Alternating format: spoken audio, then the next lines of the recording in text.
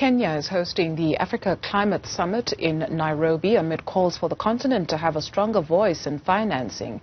Many African countries are battling to prioritize budgets to accommodate efforts to deal with climate change.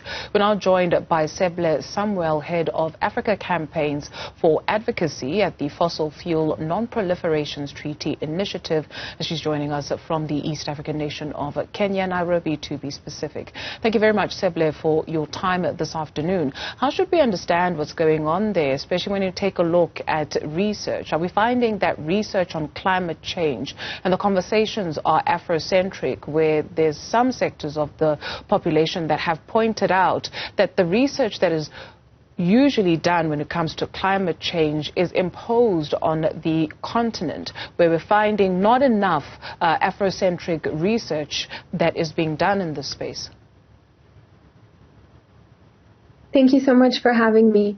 I think precisely your question points to the issues around climate injustice and the need for climate justice, because really this idea of climate justice stems from the reality that not everyone is equally responsible for the climate crisis in the same way, and this climate crisis that is driven by coal, oil, and gas.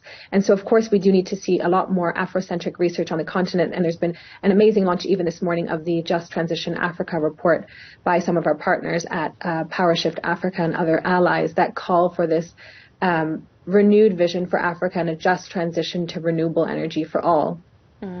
We know it's the world's wealthiest countries and fossil fuel companies that have the historic responsibility for driving the climate crisis and continue to cause the climate crisis, while the rest of the world suffers from these impacts. And even within societies, the most disenfranchised communities that are even more vulnerable and impacted by the climate crisis. So yes, research is a part of it. We also need policies to be put in place that recognize these injustices and end the fossil fuel era in a fair and fast way. That means the richest countries need to stop new expansion and fairly phase out the existing production of coal, oil, and gas, and support countries least responsible, countries most affected across the global south in finance and in technology for a just transition to renewable energy. Who is in the room at these climate talks, more so there in Nairobi, Kenya? Are the custodians of indigenous knowledge systems represented there? Because this here continent has a wealth of indigenous knowledge systems that have been used over centuries to stave off, for lack of a better expression, climate change.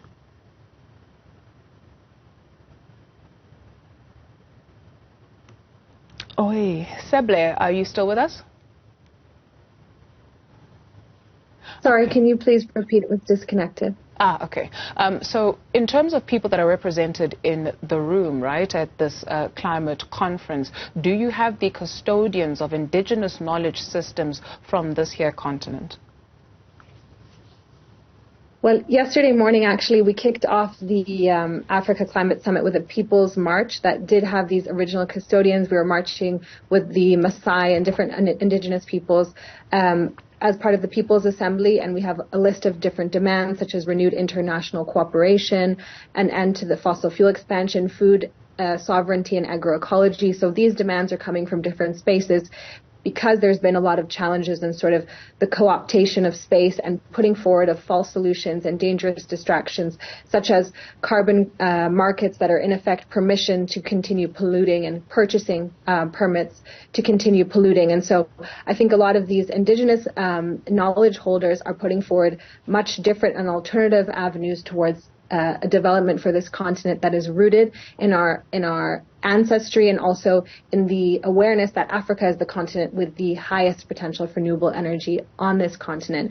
And instead of deepening into an archaic model of extracting fossil resources that have not brought energy access for the entirety of the continent, there's still 600 million people in Africa that lack access to electricity. We can instead be expanding into renewable energy so that everyone is able to access light and power and fulfill their development, health, and well-being needs. Each country on this here continent with more than 50 countries is quite unique, right, when we speak about this space.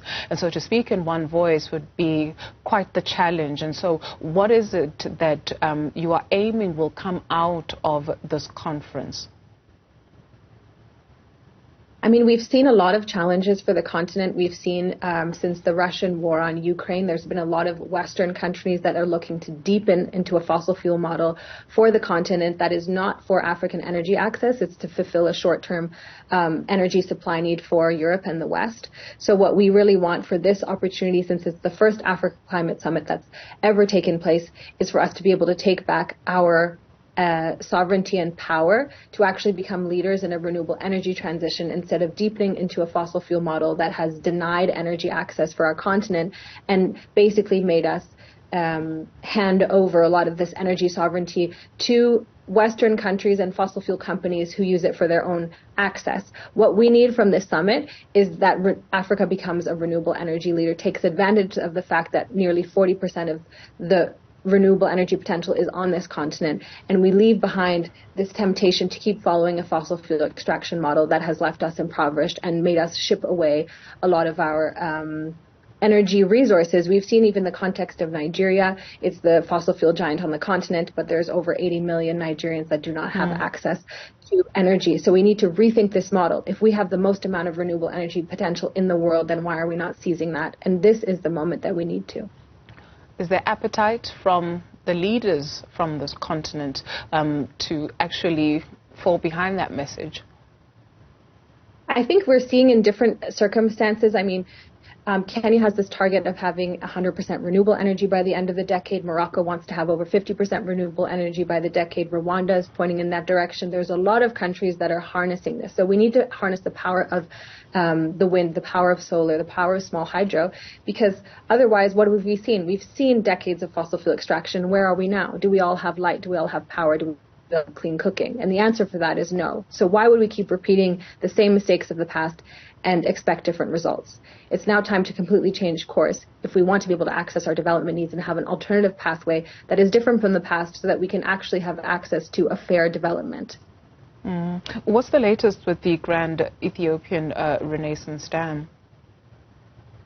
I believe that there's negotiations are ongoing between the three countries to be able to measure the filling rate so that all three countries can continue to have access to the Nile.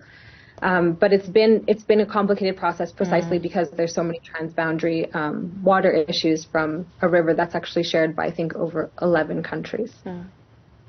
Thank you very much for your time this afternoon, Seble Samuel.